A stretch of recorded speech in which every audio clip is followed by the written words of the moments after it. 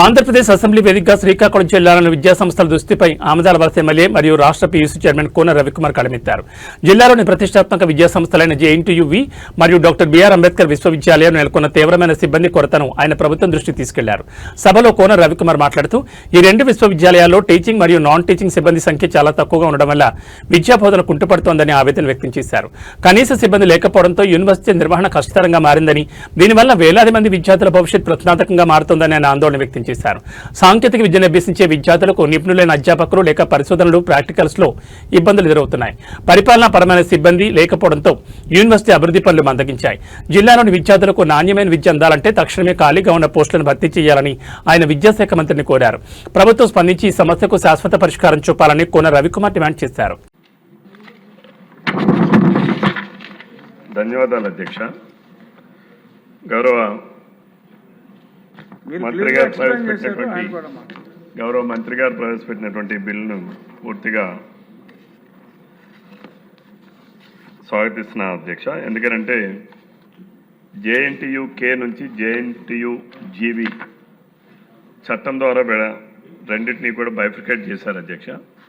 కొత్త విశ్వవిద్యాలయాన్ని ఏర్పాటు చేశారు. కానీ ఆ చట్టంలో ఈ ఏదైతే స్టాఫ్ బైఫికేషన్ అనేటటువంటిది పూర్తిగా చట్టంలో నిబంధనలు లేకపోవడం వలన ఇన్ని సంవత్సరాలు కూడా యూనివర్సిటీలో స్టాఫ్ లేకుండానే అక్కడ పరిపాలన కానీ బోధన కానీ జరుగుతుంది అధ్యక్ష. దానివల్ల చాలా వరకు వెనుకబడిన జిల్లా ప్రాంతం అయినటువంటి విజయనగరంలో ఎస్టాబ్లిష్ చేసినటువంటి యూనివర్సిటీ అధ్యక్ష. ఇది చాలా వరకు చాలా ఇబ్బందులు కూడా ఉన్నటువంటి పరిస్థితి ఆ ప్రాంతంలో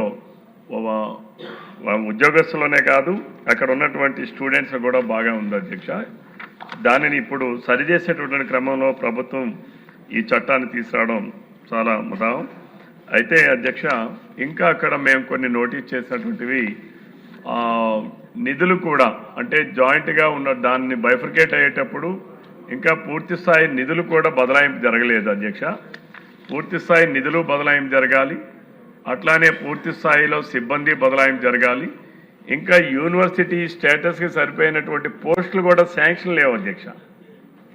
మేము ఎందుకంటే మొన్న కమిటీ రివ్యూ చేసాం అధ్యక్ష. ఆ కమిటీలో మేము నోటీస్ చేసినటువంటి కూడా అది తమ ద్వారా ప్రభుత్వం దృష్టికి తీసుకొని వస్తున్నాం అధ్యక్ష. కొన్ని పోస్టులు కూడా శాంక్షన్ లేవు అధ్యక్ష. ఇది ఒకటనే కాదు అధ్యక్ష, కొత్తగా ఏదైతే యూనివర్సిటీస్ ఎస్టాబ్లిష్ చేశారో ఆ చాలా యూనివర్సిటీస్లో అధ్యక్ష మేము కమిటీ వాళ్ళని చూసినటువంటిది మేము హానరబుల్ హౌస్కి కూడా రిపోర్ట్ తమ ద్వారా సబ్మిట్ చేసాం అధ్యక్ష. ఫైనాన్షియల్ ఆఫీసర్స్ పోస్టులే శాంక్షన్ లేవు అధ్యక్ష. యాక్చువల్గా ప్రతి యూనివర్సిటీకి ఫైనాన్షియల్ ఆఫీసర్ పోస్ట్ అనేది శాంక్షన్ ఉండాలి అధ్యక్ష. బహుశా అది ఇందులో పొందుపరిచారో లేదో నాకు తెలియదు అధ్యక్ష. కంపల్సరిగా దానివల్ల యూనివర్సిటీస్లో ఆర్థిక క్రమశిక్షణ లేకుండా అసలు ఆర్థికంగా చూసేటటువంటి వ్యక్తులు లేకుండా అయిపోతుంది అధ్యక్ష. అన్ని యూనివర్సిటీస్లో కూడా ఫైనాన్షియల్ ఇండిసిప్లైన్స్ అనేటటువంటిది ఎస్టాబ్లిష్ అయిపోయింది అధ్యక్ష. ఆల్ యూనివర్సిటీస్ అధ్యక్ష. తమ ద్వారా ప్రభుత్వం దృష్టికి తీసుకొచ్చేది ఏంటంటే ఫైనాన్షియల్ ఆఫీసర్స్ అనేటటువంటిది ఏదైతే audit, financial controls, financial disciplines observe చేయాల్సినటువంటి పోస్ట్ ఏదైతే ఉందో ఇందులో అది లేదు అధ్యక్ష. అది ఉందో లేదో నాకు ఇందులో క్లియర్గా లేదు. ఎందుకంటే ఆ యూనివర్సిటీలో ఒక ఫైనాన్షియల్ ఆఫీసర్ పోస్టే ఉంటుంది అధ్యక్ష. ఈ యూనివర్సిటీకి వచ్చేటప్పటికి కొత్తగా మంజూరు చేస్తే కానీ అధ్యక్ష వాళ్ళకి రాదు అధ్యక్ష. కాబట్టి ప్రభుత్వం దీనిపైన అన్ని యూనివర్సిటీస్లో కూడా జస్ట్ లైక్ అంబేద్కర్ యూనివర్సిటీ ఉంది అధ్యక్ష, ఎస్టాబ్లిష్ చేసేప్పటికి 18 సంవత్సరాలు అయింది అధ్యక్ష. కానీ అక్కడ ఫైనాన్షియల్ ఆఫీసర్ పోస్టే లేదు అధ్యక్ష. ఎవరో ఒక రిటైర్డ్ వ్యక్తిని, ఒక చిన్న వ్యక్తిని పెట్టుకొని నడిపిస్తూ ఉంటారు అధ్యక్ష. There is no financial discipline అధ్యక్ష.